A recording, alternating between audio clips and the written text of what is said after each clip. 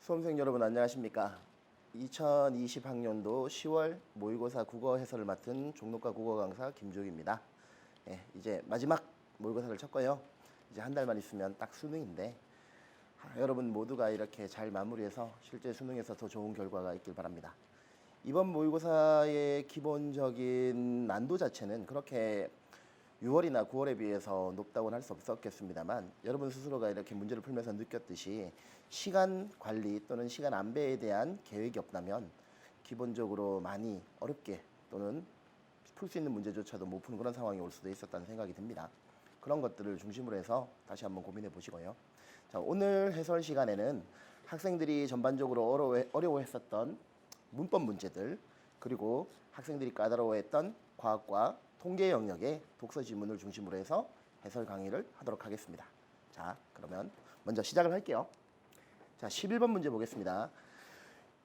10월 문법의 특성은 그간 평가원이 묻고자 했던 내용들보다도 약간은 생소한 내용들이 많이 나와서 상대적으로 문법 이론 학습들을 열심히 한 학생들조차도 조금 어렵게 느꼈던 그런 문제들이 많았던 만큼 천천히 여러분들이 다시 한번 정리해 가면서 자기가 공부했던 내용에 이렇게 추가적인 지식들을 학습했으면 좋겠네요. 그런 맥락에서 보면 11번은 전통적으로 나오던 의문 변동 문제를 그대로 다시 가져왔다고 볼 수 있습니다. 기본적으로 A, B, C, D 4개에 반영되어 있는 의문 변동을 파악하라는 건데요. 자, 우선 선생님은 답이 몇 번이라는 걸 당연히 밝혀드리겠습니다만 우선 의문 변동이 나왔을 때 알아야 할 것들에 대한 이야기를 먼저 할까 합니다. 의문 변동이 나왔다면 여러분 모두 다 그 문제를 맞닥뜨렸을 때 해야 할 계획이 서 있어야 됩니다. 그죠? 첫 번째는 뭘 고려합니까? 의문 변동이 나왔다면 언제나 의문의 개수가 변동되느냐 아니냐의 여부 같은 것들을 판단을 해야 됩니다.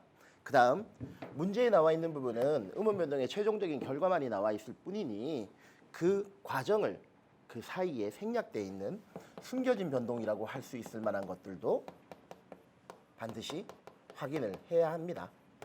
됐습니까? 자, 그 다음에 추가로 의문 변동의 순서도 알아야 합니다.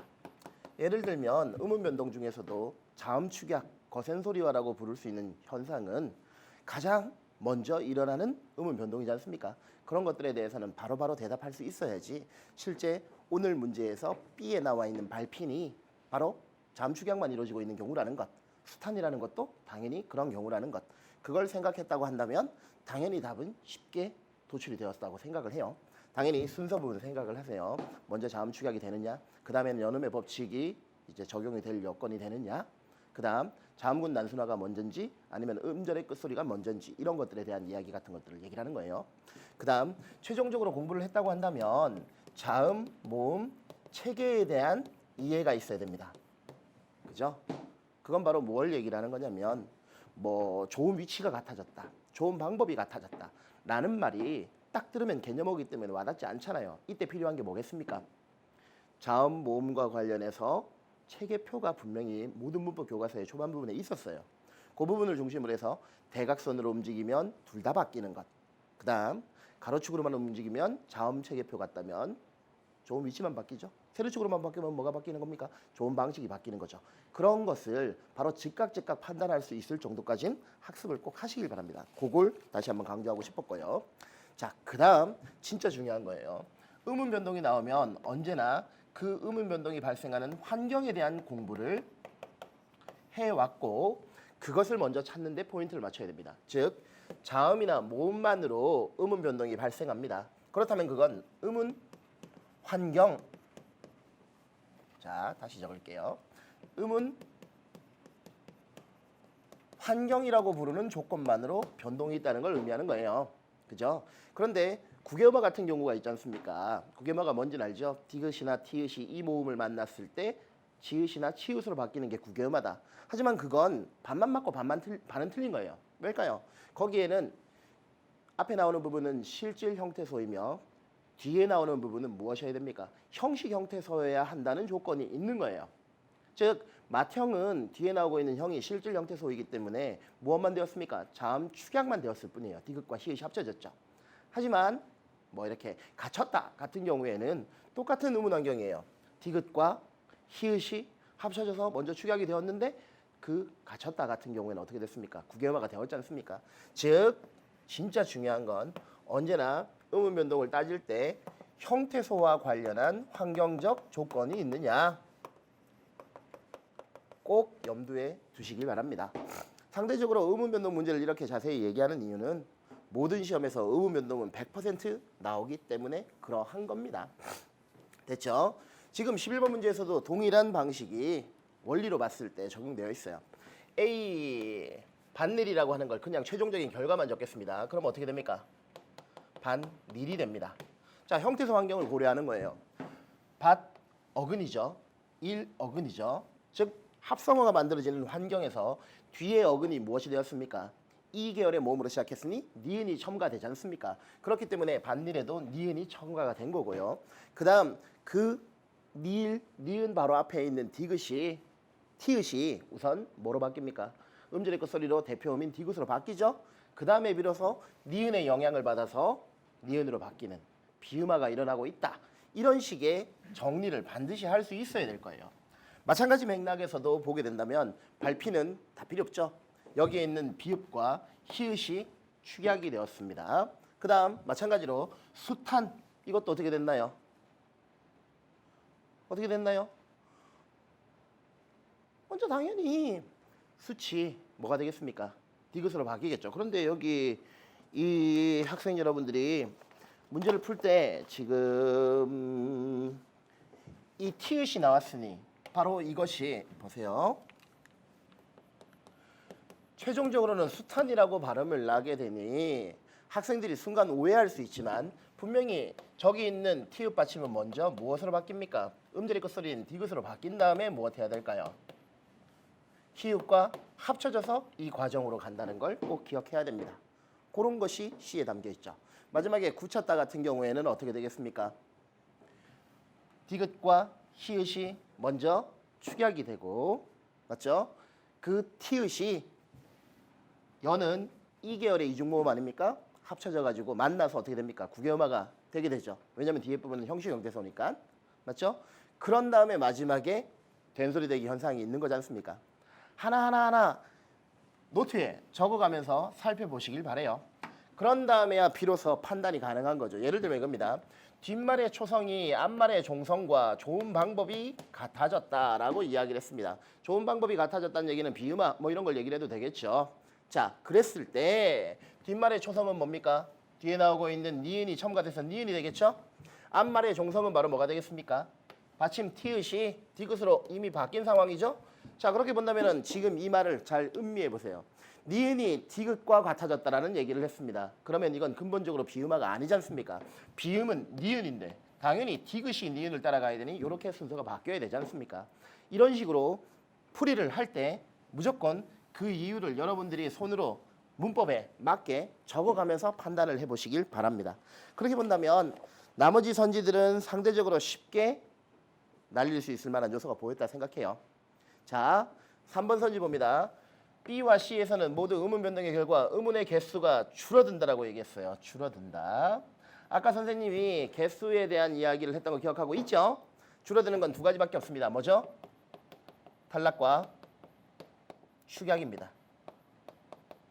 아예 없어지거나 두 개가 합쳐지거나 맞죠? 그랬을 때 지금 B에서는 비읍과 히읗이 맞죠? 마찬가지로 C에서는 디귿으로 음절의 끝소리 됐죠. 그 다음 히읗과 만나서 축약이 이루어졌으니 당연히 이 말이 맞는 겁니다. 됐죠? 문제를 풀 때는 순식간에 풀었을 거라 생각을 하는데요. 선생님은 100% 나오는 의문 변동은 조금 자세히 설명하고 싶었던 것뿐이에요. 자, 그러면 다음 문제 한번 보도록 하겠습니다. 자, 선생님 개인적인 판단에서는 12번 문제가 많은 학생들을 정말로 힘들게 했을 거라는 생각이 들어요. 기본적으로 제시문을 해석해야 되는 거기도 하고 무엇보다 주어져 있는 조건들과 그 사례들을 하나씩 다 확인해야 되는 그런 꼼꼼함이 필요한 문제이기도 합니다. 하지만 문법은 상대적으로 초반부에 있기 때문에 많은 학생들이 쫓기는 마음으로 풀게 되거든요. 당연히 그렇게 된다면 자세히 읽고자 하는 마음 자체가 상대적으로 약한 부분이기 때문에 가뜩이나 중세 국어의 표기에 취약한 여러분들이 보기에는 정말로 힘든 부분이 될 수 있겠죠. 의외로 지금 여기 12번이 킬러 문항이 될 수도 있었다는 뜻입니다. 무조건 맞춰야 되잖아요. 그래도 여러분들이 연습해야 될 게 분명히 있다는 얘기를 할게요. 자, 우선 이 얘기를 할게요. 여러분들이 이렇게 문법 문제에 제시문이 딸려있는 이 두 문제짜리는 제시문과 상관없이 문제가 풀린다면 제일 좋은 겁니다.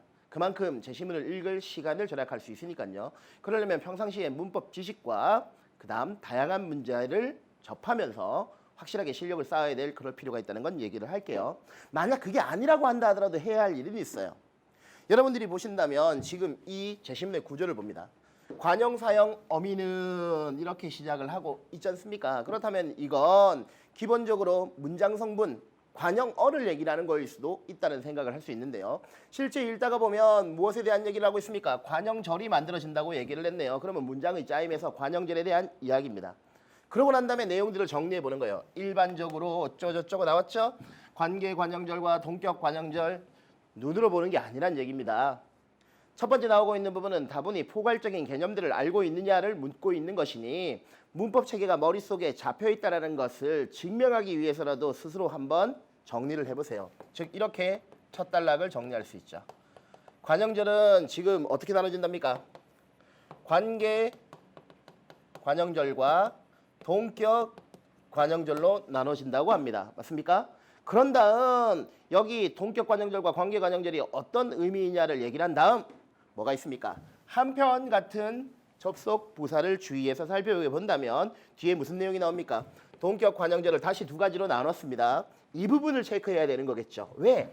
한편은 일반적이고 포괄적인 지식 외에 이 문제에서 반드시 선지를 판단하는 데 중요한 조건을 제시하겠다는 표지니까요.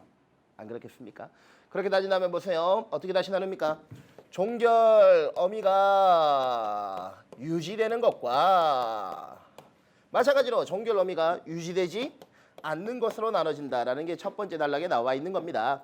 당연히 여러분들 머릿속에는 이것이 최소한 요까지는 정리 있어야 되고 이 부분이 나중에 추가가 되어야 되었겠죠. 자, 이것이 갖춰져 있다는 전제하에서야 비로소 이제 중세국어에서 그런 문장의 짜임새와 관련했을 때 관형절이 어떤 양상으로 나가게 되는지를 읽을 준비가 된 겁니다. 자, 한번 요거는 같이 한번 해볼게요. 중세국어 나오면 선생님 네모 쳤습니다. 여러분들도 한 번씩 선생님 따라해서 해보길 바랍니다. 현대국어에서처럼 관형절을 관계 관형절과 동격 관형절로 나눌 수 있다. 관계와 동격으로 나눌 수 있다. 막 정보들을 줄 거겠지만요. 선생님이 중시하는 건 뭐냐면 또한 그 다음 그리고 이겁니다. 됐습니까? 그렇게 본다면 첫 문장은 뭡니까? 위에서 얘기한 것이 중세국어도 똑같다라는 뜻이에요. 됐죠? 두 번째는 어떻습니까? 중세국어에는 첫 번째 뭐가 나왔죠? 대표적인 관형사형 어미를 얘기를 하면서 예를 얘기를 합니다. 맞죠? 그리고 그 예가 어떤 문법 개념과 관련되는가에 대한 얘기가 나왔습니다. 즉 선생님이 이렇게 또한 그리고 이런 거 네모쳤지 않습니까? 그걸 단위로 해서 개념과 그 개념이 적용되는 구체적인 사례를 묶어 놓습니다. 언제나. 그렇게 본다면 한번 보세요. 관형절에서 현재 시제에 대한 얘기가 나왔고요. 맞죠? 그 다음 동사의 경우 니은 앞에 선어 말음이 나를 붙여 나타냈다라는 말이 나왔어요. 이 말이 뭔지 몰라도 이게 개념어라면 분명히 뒤에서 뭐가 나옵니까? 예시가 나오겠죠. 어디까지죠? 여기까지죠. 그 말이 이해됩니까? 개념이 이해가 안 되면 추상적 개념이 이해가 안 되면 언제나 구체의 정보를 가지고 이해를 해도 됩니다. 만약에 보기가 구체적인 사례를 가지고 얘기를 했다면 여러분들은 제시문의 추상적 개념을 찾아갔어야 되고요. 만약 문제에서 선지에 추상적 개념을 얘기를 했다면 여러분들은 제시문의 구체적 사례에 대한 예시 부분으로 찾아가면서 이해를 해도 되겠죠. 자, 선생님이 접근 방법에 대한 이야기를 많이 했어요. 다 할 수 있을 겁니다. 그렇게 본다면 지금 여기 칠판에서는 다음 페이지에 어떤 부분에 선생님이 네모를 칠까요? 어떤 부분에 네모를 치겠습니까? 당연히 한편 얘기를 하겠죠. 뒤에는 뭐가 나올까? 명사절을 이끄는 관형형 전성어미 니은이 있었다는 얘기. 뭔 소린지 모르겠다라고 한다면 이 콜의 뜻인 곧 뒤에 붙은 이걸 통해서 이해하면 됩니다. 됐습니까? 그래도 이해가 안 된다면 무엇하면 되나요? 여기서부터 여기까지네요. 맞죠? 더불어 가 있으니 이건 플러스의 개념으로 예시가 하나 더 추가됐을 뿐이에요. 선생님 칠판에 표시해둔 걸 따라가면서 체크한 다음 여러분들이 천천히 꼭 한번 확인해 보시길 바랍니다. 하지 않아서 감각이 없는 거고 하지 않아서 생소한 거예요. 중세문법만 나오면 여러분들이 감각이 없고 생소하다, 어렵다. 이건 체감 난도를 얘기하는 것뿐이고 이유는 단 하나입니다. 여러분들이 직접 손을 귀찮게 하지 않았기 때문입니다. 그런 부분 잘 생각하십시오. 그러면 12번 한번 봅니다.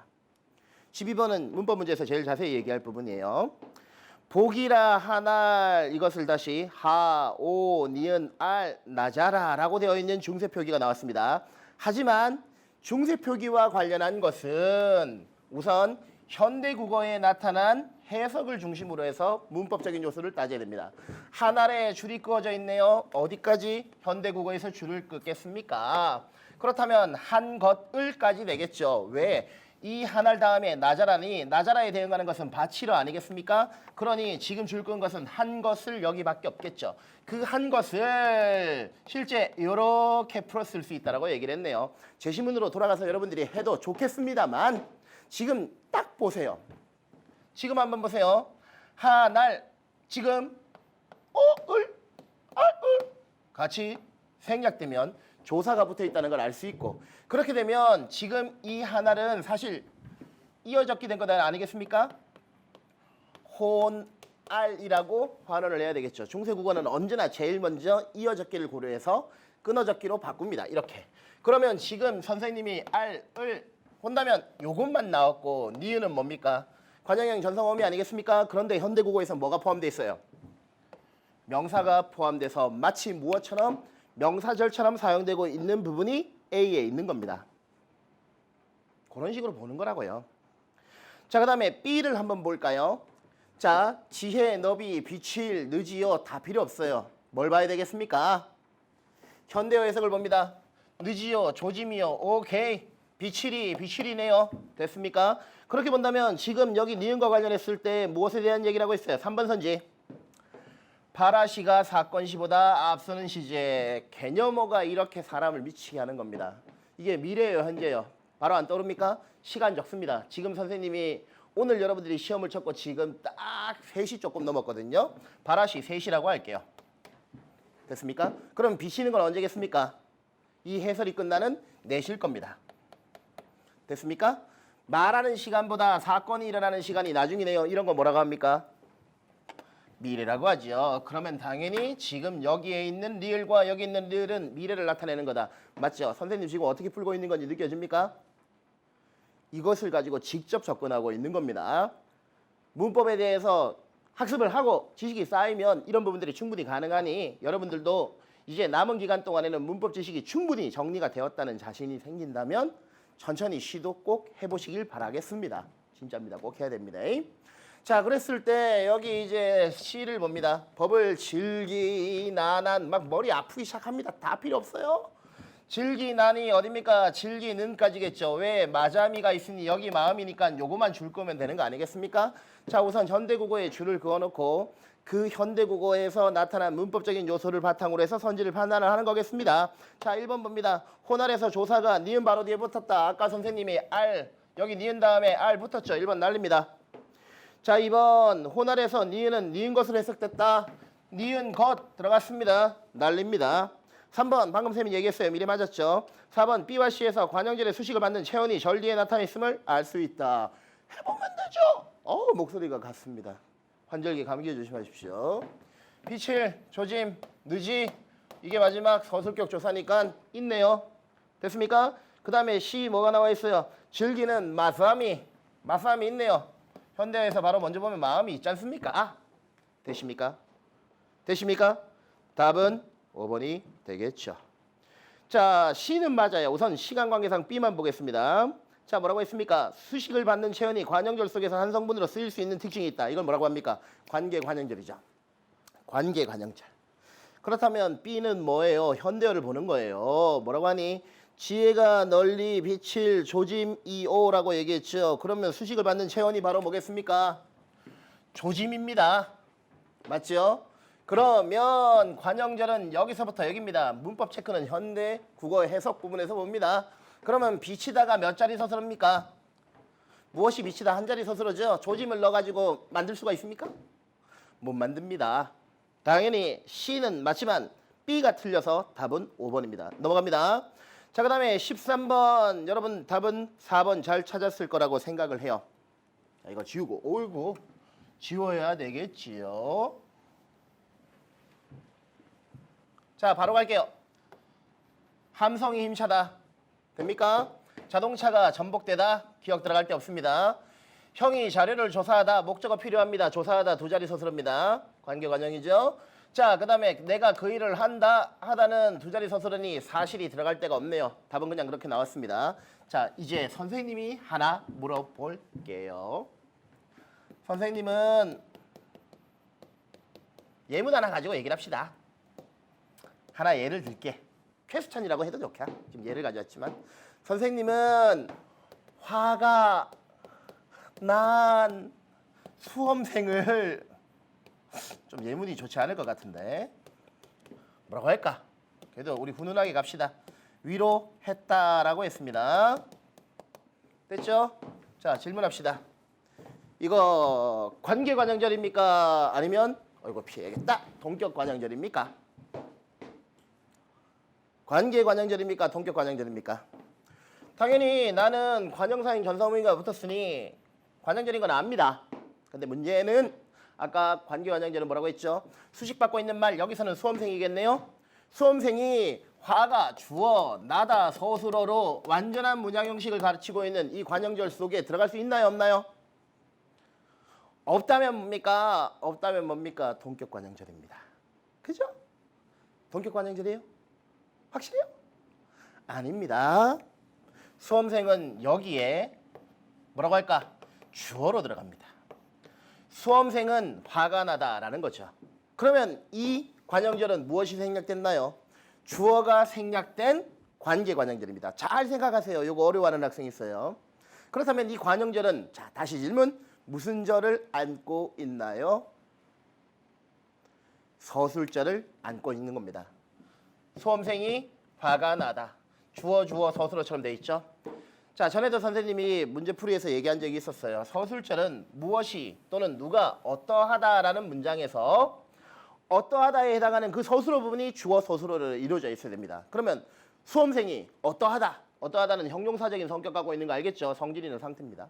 그랬을 때 화가 나다. 성질이 있는 상태잖아요. 되셨습니까? 그렇게 보시는 겁니다. 자, 14번. 이것도 뭐 사실은 품사 문제로 나와 있습니다만 여러분들 1번 한번 봅니다. 기억의 그곳. 자, 그것은 뭡니까? 처소. 이건 처소는 처한 장소입니다. 장소겠죠?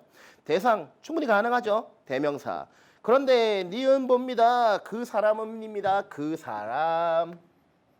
그는 이 사람, 그 사람, 저 사람. 뭡니까? 사람을 수식하고 있죠. 어떤 사람인지를 지칭해 주는 거죠. 한정해 주고 있죠. 그렇다면 이건 대명사가 아니라고 뭐라고 해야 된다? 관형사라고 해야 되니 답은 당연히 1번이 됩니다. 나머지 선지는 다 맞았어요. 자, 그 다음에 15번 봅시다. 귀여운 문제 나왔어요. 귀여운 문제. 왜 귀엽다고 했는지는 순간 생각이 나서 그런 건데 이유는 모르겠네요. 오랜만에 뭐 나왔습니까? 남북한의 언어 차이에 대한 얘기를 사전과 결부지어서 묻고 있는 유형입니다. 남북한의 언어 차이에 대한 얘기는 아주 오래전에 많이 낸 적이 있었어요. 하지만 최근 몇 년 사이에는 보이지 않았습니다. 그리고 사전을 결부시켜서 이렇게 접근하는 문제 유형도 아예 없던 형식은 아니었지만 조금은 까다롭게 나온 것 같아요. 왜? 문법을 따지는 게 아니라 의미를 따져야 되는 이런 문제는 상당히 사람을 귀찮게 합니다. 하나씩 봅니다. 용례를 보니 문제의 조건을 보는 거예요. 용례라고 한다면 뒤에 나와 있는 명령대로 집행하다 뭐 이런 것 같은 거겠죠? 맞죠? 그 다음에 뜻풀이와 용례를 보니 뜻풀이라고 하는 것은 지금 대로 6번에 1번 같으면 다름없이가 되겠죠? 됐습니까? 그 다음에 품사 정보를 보니 먼저 사전은 언제나 이런 걸 찾아야 됩니다. 명사, 품사 정보죠. 맞죠? 그 다음에 뜻풀이, 용례. 지금 동그라미 친 게 뭘까? 학생 여러분들이 반드시 찾아야 될 기준이 되는 조건들입니다. 됐습니까? 자, 답은 2번이에요. 자, 봐봐. 뜻풀이의 용례를 보세요. 가의 대로 10-1은 이게 사람을 귀찮게 하죠. 이거 대로 10 뭐였어? 까먹었어. 10-1입니다. 10-1이네요. 요거. 자, 그것은 뭐라고 했니? 나의 대로 6-4와 쓰임이 유사하다고 했다. 6-4면 이거네요. 서로 구별되게 뜻풀이와 용례를 본다고 했죠. 서로 구별되게 따로따로 뜻을 나타낸다. 서로 구별되게 따로따로. 그 다음에 그들대로 초소는 떠났다. 이걸 가지고 여러분들이 지금 여기 나오고 있는 대로 1 이거하고 같은가 썼고 노니까 정신없네. 따질 때 이 생각을 합시다. 많은 학생들이 이런 생각을 할 수 있어요. 대부분 학생들이 도대체 여기 나와 있는 대로 1은 어쩌면 지금 북한말에 나와 있는 조선어에 나와 있는 4가지 중 하나일 거다라는 전제로 접근해 본다면 지금 잘 생각해 보세요. 앞에 우리말이 북한말 4개 중 하나에 해당할 거라는 걸 생각을 해본다면 지금 여기 이 선지는 요거 하나만을 가지고 판단하라고 얘기를 하고 있는 건데요. 그렇다면 이 생각을 해보길 바랍니다. 역으로 앞에 것을 기준으로 생각한다면 나머지 3개 중에 하나를 골라야 되는 그런 상황이기 때문에 시간이 어마어마하게 많이 걸리겠죠. 어마하진 않겠습니다만 많이 걸리겠죠. 역으로 이걸 기준으로 해서 우리말을 갑니다. 어디에 해당하는가를 봅니다. 지금 여기서 구별되게 따로따로가 어디에 있는가를 봅니다. 여기 있죠. 즉 아까 이거다라고 했는데 바로 다음 것 여기 있네요. 그럼 그냥 답은 나왔죠. 무슨 말인지 알겠습니까? 뭐가 필요합니까? 문제풀이의 요령이 있어야 된다는 거예요. 그러니까 지금 주어져 있는 평가원의 요구 방식은 뭐냐면 어떤 하나의 대상을 주고 4개 중에 하나를 골라라는 형식이에요. 북한말 4가지 종류가 있었잖아요. 우리말 하나를 가지고. 근데 그렇게 보면 안 돼요. 어차피 문제의 형식상 1대1 대응으로 가는 거라면 북한말에는 분명히 4번째 걸로 설정이 돼 있었죠. 그러면 우리말은 2가지 중에 하나 아니겠습니까? 아까 1번으로 걸어놨다면 2번이랑 연결해서 과연 어느 게 더 부합하는가만 판단하면 답은 그냥 도출됩니다. 제 말 이해되십니까? 지금 시점이면 완성형 상황이 돼야 되고 수능을 치기 전에 완성이 돼야 된다는 거예요. 문제풀이에 어떤 매뉴얼이나 자기만의 어떤 페이스나 리듬 같은 것이. 그때 여러분들이 본질적인 생각으로 답을 찾아나가는 것도 맞지만 문제의 구조와 형식을 바탕으로 해서 답을 찾아나가는 방법도 반드시 고민을 꼭 하셔야 됩니다. 그 부분 꼭 당부합시다. 됐죠? 자, 그럼 이제 22번부터 25번 이런 얘기를 할게요. 22번부터 25번은 총 몇 문제입니까? 4문제예요. 학생 여러분들이 봤을 때 체감 난도는 어떻습니까? 그래프 들어갔고 무슨 뭐 개념 설정도 되게 많고 딱 보자마자 뭐 선생님 문과라서 그런지 모르겠습니다만 체감 난도가 많이 높아요. 주어진 문제는 4문제밖에 없고 그렇다면 선생님은 우선 맨 나중에 풀겠습니다. 당연히 그렇게 했겠죠. 그런 부분에 계획은 있어야 된다는 얘기를 하고 싶었던 거예요. 자, 그러면 독서 문제 지금 선생님이 주어진 시간은 그렇게 많지 않기 때문에 기본적으로 22번부터 25번이 어떤 구조로 짜여져 있는지에 대해선 먼저 말씀을 드릴게요. 단락을 총 몇 개의 단락으로 6개의 단락으로 나눠봅시다.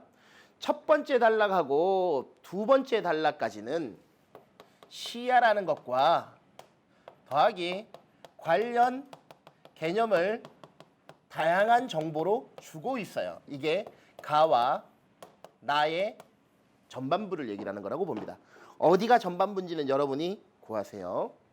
자, 그랬을 때 나의 후반부는 무엇에 대한 이야기를 하냐면 눈, 운동이라고 하는 것에 대한 개념을 얘기를 합니다.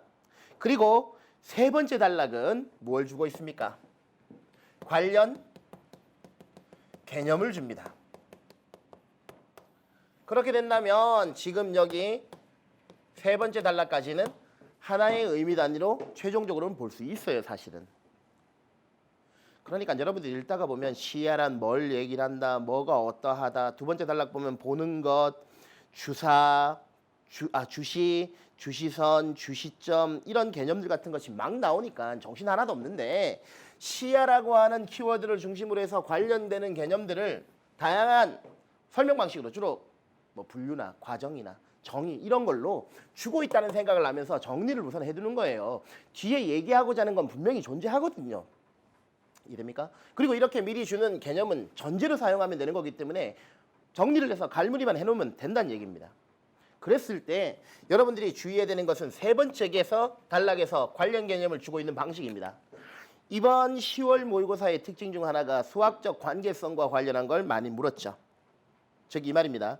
세 번째 단락을 읽었다면 여러분들은 그냥 눈으로 보고 끝내면 여기 이 세트는 버리겠다는 얘기입니다. 자, 세 번째 단락에 대한 얘기는 선생님도 당연히 시험지를 보고 정리를 했겠죠. 먼저 무엇에 대한 얘기가 있냐면요.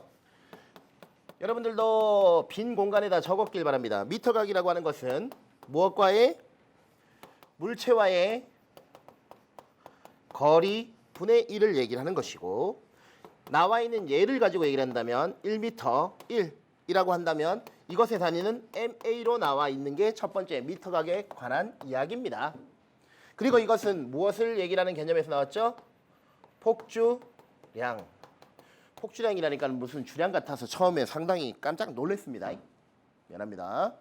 자, 그런데 실제 읽다 보면 실제의 폭주량은 다른 방식으로 다시 계산해야 된다라는 말이 나와요. 실제의 폭주량은 어떤 수학적 관계성을 얘기를 하고 있습니까? 바로 프리즘 디옵터라는 개념으로 이야기를 하고 있어요. 이거 공식 적어야 되겠죠? 개념으로는 미터 각, 아까 위에 있는 저거겠죠? 곱하기 뭐를 곱합니까? 동공, 중심, 거리, 동중거리를 적습니다. 됐죠? 그렇게 된다면 주어져 있는 예시를 가지고 내가 이해했는지 확인합니다. 1 곱하기 6은 6 이렇게 기호로 표시를 해둔다. 요 두 개는 최소한 적었어야 했습니다. 왜냐? 우리 이미 17학년도 수능에서 보험 지문 나오고 난 다음에는 뭐 물론 그 이전부터 뭐 이렇게 공식 넣어가지고 계산하는 문제들 되게 많았잖아요. 순간 갑자기 기억이 안 나네요. 그거 뭐야? 이렇게 압력에 의해서 뚱뚱해지는 그거 뭐라고 하는지 포화송비 그래. 포화송비 이후로 계산하는 문제가 어마어마하게 많이 나오기 시작했고요. 보험에서 정점을 찍었지 않습니까? 공정한 보험과 관련한 공식이 나오면 다 정리해야 됐던 것처럼 여기도 정리를 해야 돼요. 그렇게 보다 보면 세 번째 단락까지는 사실 단순한 내용인데 이걸 무조건 정리하는 것이 관건이었겠다라는 것이 보였어야 된다는 얘기겠습니다. 샘말은. 이해됩니까? 그러면 다음 단락 봅니다.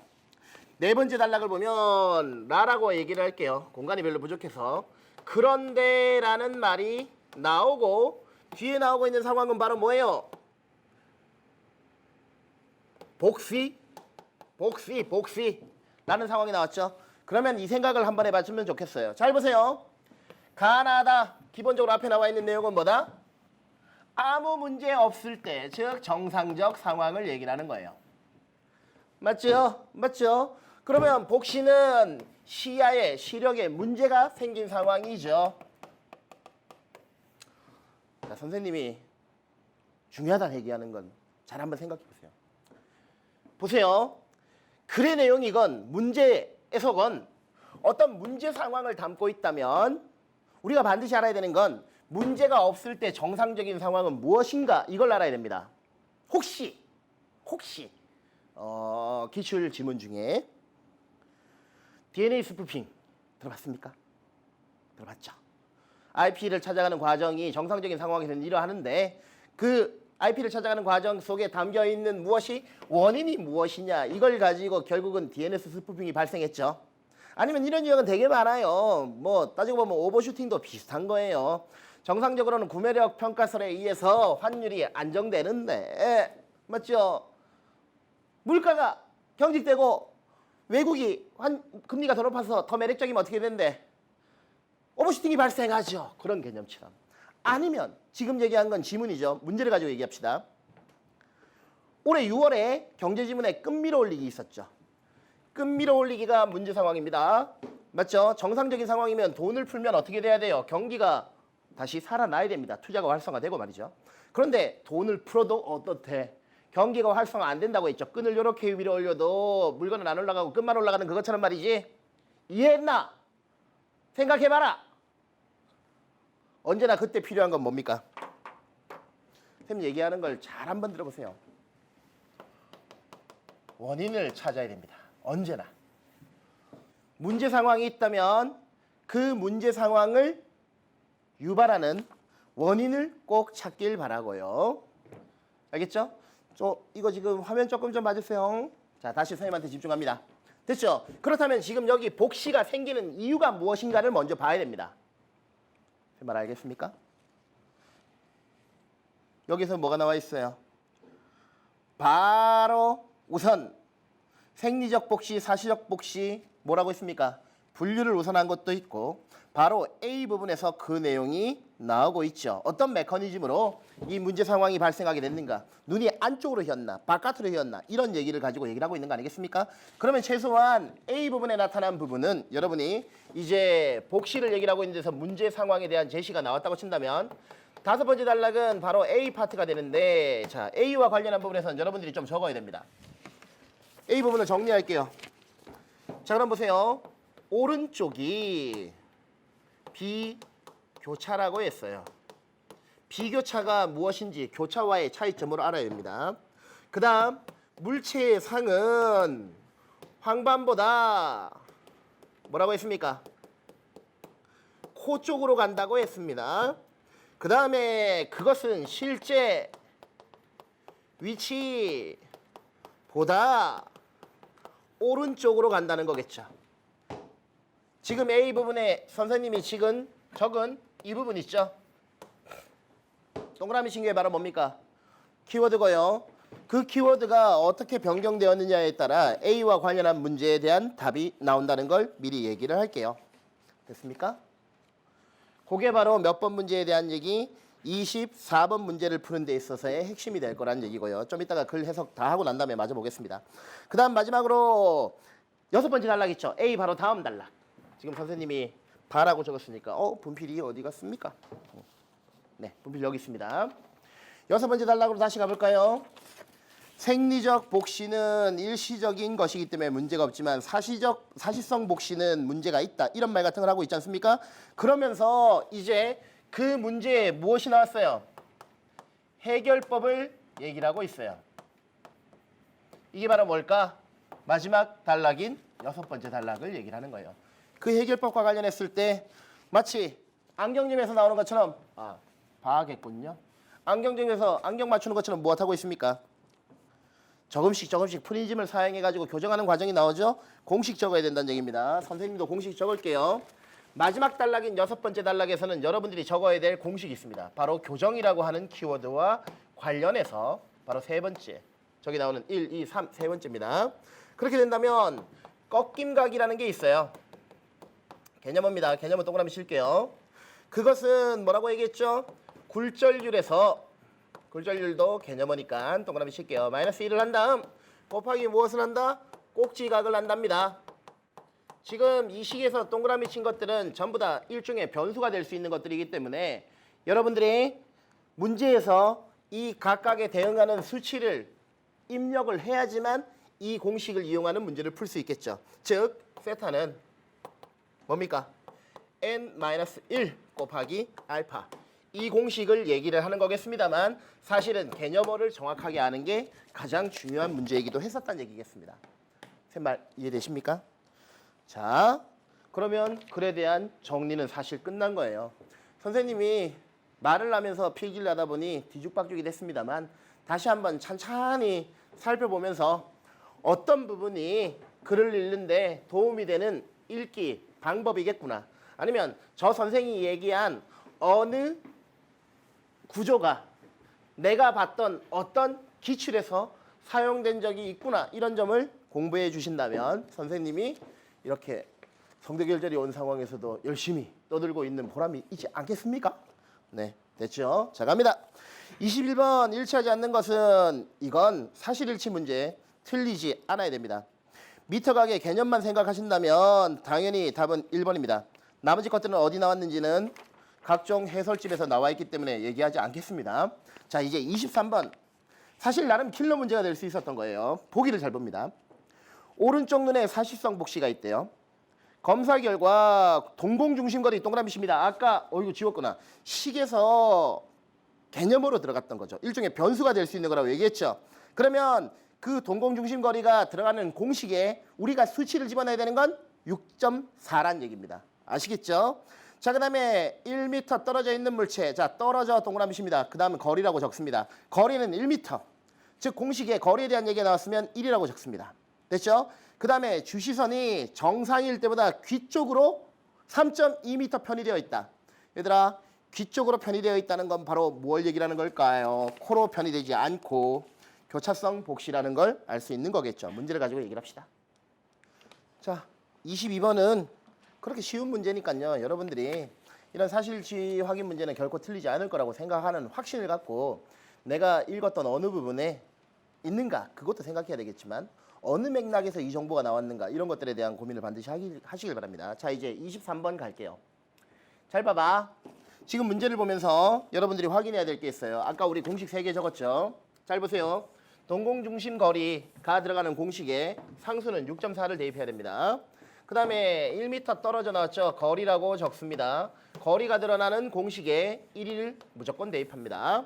자, 그 다음에 귀 쪽으로 3.2m 편이되어 있다. 3.2cm 편이되어 있다. 그렇다면 주시선이 귀 쪽으로 되어 있다는 건 무엇을 의미하는 거냐면 바로 5번을 날릴 수 있는 겁니다. 맞죠? 교차성 복시. 되었죠? 자, 그 다음에 각 직각의 프리즘 내용을 렌즈를 사용해서 주시선을 교정하려 한다고 했습니다. 그렇다면 볼게요. 1번 선지 굴절률 4.2 맞죠? 그렇다면 꼭지각은 1이겠군. 계산합시다. 아까 선생님 어떻게 했니? 4.2 굴절률 빼기 그 다음에 뭡니까? 1은 뭐가 되나요? 지금 여기에 알파 뭐라고 했어? 꼭지각은 1이겠군이죠. 1 넣으면 뒤에 마지막에 뭐가 됩니까? 3.2가 되겠죠. 계산해보세요. 당연히 맞는 선지입니다. 날아간다는 얘기죠. 자, 그 다음에 2번 선지 주시선의 교정을 위해 사용하는 직각 프리즘 렌즈를 굴절률이 큰 소재로 만들수록 꼭지작을 작게 만들 수 있겠군.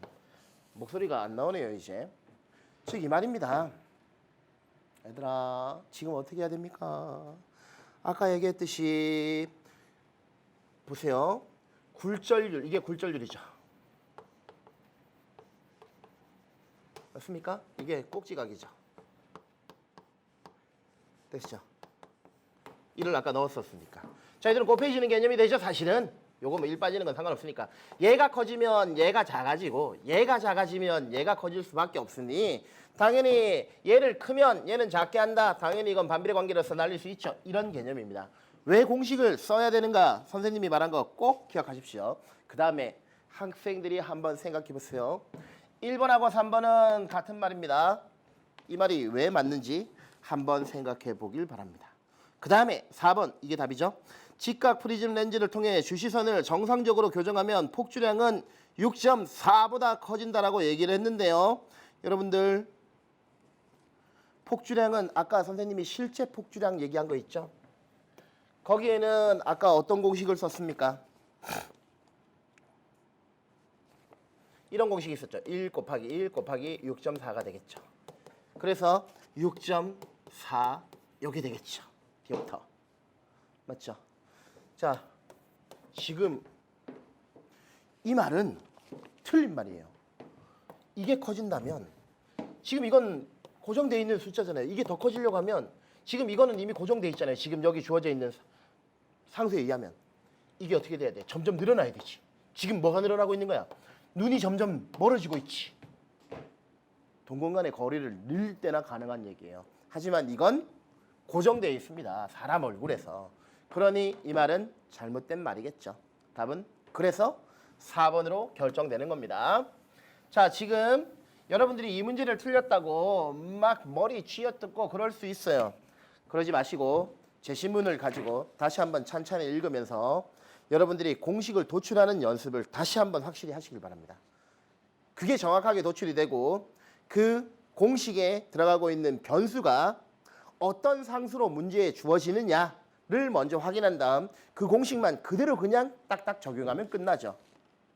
사실은 23번 문제가 학생들이 가장 많이 틀렸다고도 볼 수 있을 뒤에 나오는 34번 문제보다 쉬웠다고 생각을 하거든요. 자, 이제 24번 문제. 아까 선생님이 뭐라 적었어요? 오른쪽 눈이라는 말 적었었죠. 맞죠? 그 다음에 주시선은 코 쪽. 아까 오른쪽 비교차라고 적었지. 그 다음에 상은 황반변화 코, 실제 위치보다 오른쪽. 이 개념을 가지고 간다면 애초에 시작이 왼쪽 눈이에요. 됐습니까? 그렇다면 여러분들이 우선 날릴 수 있는 게 있습니다. 몇 번 날릴 수 있니? 1번, 3번, 1번, 5번 날릴 수 있죠. 교차성은 귀 쪽입니다. 맞죠? 비교차성은 뭡니까? 코 쪽이죠. 그러니 얘네들은 우선 날리고 시작. 즉 요거는 우선 맞다고요. 그럼 이게 왼쪽이냐 오른쪽이냐 이 부분만 따져야 되는 거 아니겠습니까? 맞죠? 그랬을 때 이 얘기를 합시다. 자, 답은 당연히 비교차성인데 선생님은 요거 한번 해볼게요.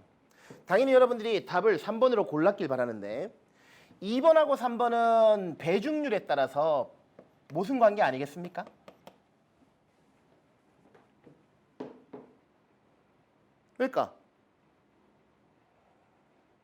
왜일까요?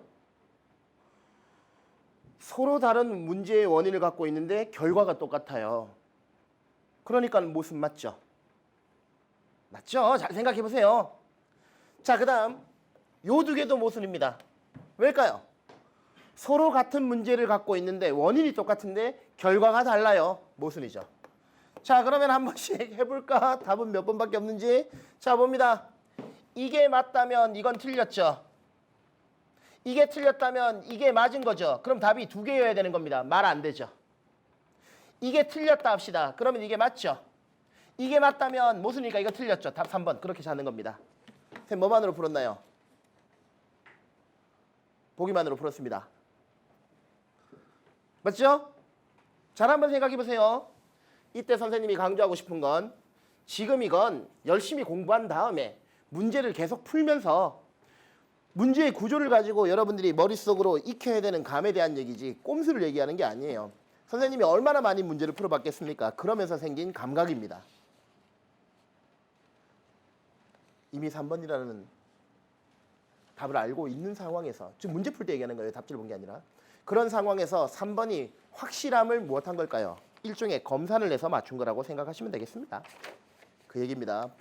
언제나 문제를 풀 때 자기만의 매뉴얼과 자기만의 기법이 있었으면 좋겠다는 생각이 들어요. 자, 그 다음에 볼까요?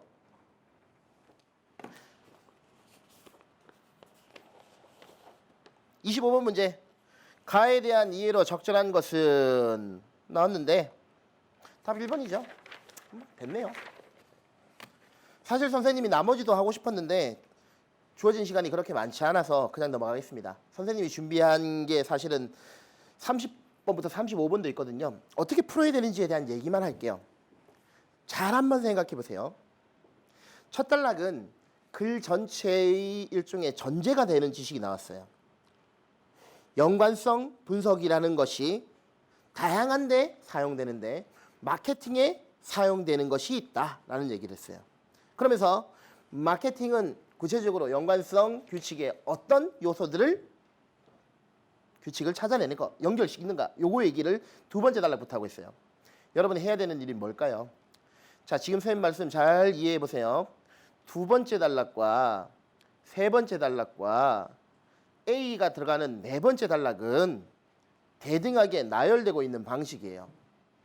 그러면 두 번째, 세 번째, 네 번째 단락은 다 독립적으로 존재하고 무엇보다 각 단락을 읽는 방법이 반복적으로 적용돼야 돼요. 잘 한번 생각해 보십시오. 즉 보시면 지지도에 대해 얘기하고 있는 두 번째 단락 네 번째 줄을 보시면 지지도는 먼저 정의가 나왔죠. 전체 거래에 대해서 조건과 결과에 있는 품목들이 함께 구매되는 경향이다. 그 다음에 뭐가 나왔습니까? 공식이 나왔죠. 공식 나오면 뭐합니까? 적습니다. 그런 다음 뭐가 나왔습니까? 표에 나와 있는 예시를 사용해서 지지도를 알려주죠. 신뢰도는 어떻습니까? 개념을 얘기를 하죠. 공식을 알려주죠. 표에 나와 있는 예시로 납득시켜주죠. 마찬가지로 향상도도 이제 A 파트입니다. 왜 여기만 따로 묶어놨냐면요. 이 부분은 뭐가 두 가지가 더 들어가요. 향상도는 조금 더 까다로운 기법입니다. 그러니 뭐가 나왔죠? 기대 신뢰도라고 하는 것을 다시 계산하라고 하고 있어요. 먼저 개념을 알아야 되고 공식을 알아야 되고 그 공식에 들어가고 있는 또 다른 개념과 공식을 알아야 된다라는 내용으로 가는 거죠. 바로 기대 신뢰도가 들어가고 있는 추가 개념이 되겠죠. 그 다음 그걸로 납득을 시키고 난 다음에는 이제 뭐가 또 나오냐면 A는 바로 음의 연관 규칙이라고 하는 것이 어떤 경우에 어떤 조건에서 유용한가에 대한 얘기가 나왔어요. 다 정리를 하셨어야 됩니다. 그러면 사실은 글 끝난 거예요. 뒤에 A 뒤에서 나오고 있는 내용은 이제는 무엇이 나오냐면 어떻게 하면 데이터 양이 폭주할 때 지나치게 많을 때 정리할 것인가에 대한 얘기가 나오고 있고 맨 마지막 단락은 단독 문제를 위해서 그냥 나온 것에 불과합니다. 정확한 가장 중요한 정보 하나만 알면 됐죠. 그래서 30번은 답이 쉽게 나오고요. 31번도 주어져 있는 개념만 정리를 하면 되겠네요. 32번 지지도가 무엇인지 신뢰도가 무엇인지 그 다음 33번은 기억에서 이전 이후의 개념이 들어갔다는 거 시간 순서에 대한 얘기가 들어갔죠. 디귿에서 TV를 산 후 재방문이라는 말이 나왔죠. 재방문은 이후 개념이죠. 리을을 보면 순서 개념이 나왔죠. 답은 그래서 2번인 겁니다. 학생들이 어려워했던 건 34번이겠죠. 이 문제는 여러분들 실제 시간이 아예 부족한 상황이라면 현실적으로 1등급을 목표로 하는 학생이라면 풀어야 되겠습니다만 아닌 학생이라고 한다면 시간이 너무 오래 걸리니 맨 나중에 풀거나 그래도 버리지 맙시다. 말을 바꾸는 걸로 갑시다. 이렇게 되는 거예요. 1번 선지에서 한번 봅시다. B를 포함하는 거래의 수를 전체 거래의 수로 나눈 값. 이게 어떤 개념의 공식이었습니까? 기대 신뢰도의 공식이었습니다. 그러면 42.5라고 적습니다. A에서 가에서 찾아야겠죠. 그러면 다의 연관규칙에서 A를 포함하는 거래의 수를 전체 거래의 수로 나눈 값. 이것 또한 뭐가 되겠습니까? 기대 신뢰도죠. 45%죠. 그러면 42.5가 45%보다 크다라고 했으니 헛소리 날린다 이 뜻입니다. 말 바꾸기 게임이라는 거예요. 그런데 특정 부분에 나타난 부분만으로는 말 바꾸기가 성립이 안 되는 그런 성가신 문제라서 선생님이 조금 1등급을 노리는 게 아니라면 포기를 하면 어떻겠냐라는 말을 할 뻔했네요. 그러지 맙시다. 풉시다. 언제나 개념을 바탕으로 해서 말 바꾸기 게임을 해야 되는 상황이 된다면 선지에서 이 말이 어떤 개념과 연결되는 것인가 그런 부분들을 정확하게 바꿔서 이 표의 그 개념을 어떤 수치로 바꿔놨는가를 확인한 다음 바로 비교하면 답은 그냥 나옵니다. 실제로 답은 2번이잖아요. 읽다가 보면 시간이 실제로 답이 초반부에 나오면 조금만 해도 풀리는 거지 않습니까? 그렇게 맞추는 게 사실은 더 맞겠습니다. 자, 이렇게 해서 풀이는 다 맞췄는데요. 오늘은 수능 직전에 제일 마지막 모의고사라서 선생님이 시간 안배에 대한 얘기 같은 것들을 많이 했네요. 기본적으로 이런 느낌들을 많이 받을 거라는 생각이 들어요. 학생들이 개별 문제를 시간적 여유를 갖고 풀면 정답률이 많이 높아졌다는 생각을 할 겁니다. 그러면서 뿌듯해 하겠죠. 그런데 여러 모의고사 같은 것들을 쳐보면 점수가 들쑥날쑥한 상황을 스스로 많이 느끼는 경우가 있어요. 즉 안정적이지 못하다 이런 말 같은 것들을 하는 건데요. 그런 경우는 대부분 시험을 풀 때 자기만의 리듬이 없기 때문입니다. 과감하게 하면서 순간 주저하는 순간이 오면 넘어갑니다. 다음 문제부터 풉니다. 그리고 어려워 보이는 문제는 당연히 나중에 푸는 문제입니다. 그럼 이런 생각을 하는 사람이 있어요. 어려워서 나중에 풀려고 하는데 그때 되면 그 어려운 문제를 풀기 위해서 글을 다시 읽어야 되는 비효율이 발생하지 않나요? 아닙니다. 우리의 머리는 나중에 다시 돌아와도 자기가 고민했던 그 부분까지는 기억하고 있습니다. 자기 자신에 대한 확신을 가지라고요. 그 다음에 또 하나 이렇게도 말할 수 있죠. 문제에 대한 답이 보이지 않을 때는 내 시야가 좁아져 있는 경우거든요. 그러면 이렇게 생각합시다. 시야가 좁아진 상황에서는 아무리 해도 좁은 시야 때문에 어떤 것도 못합니다.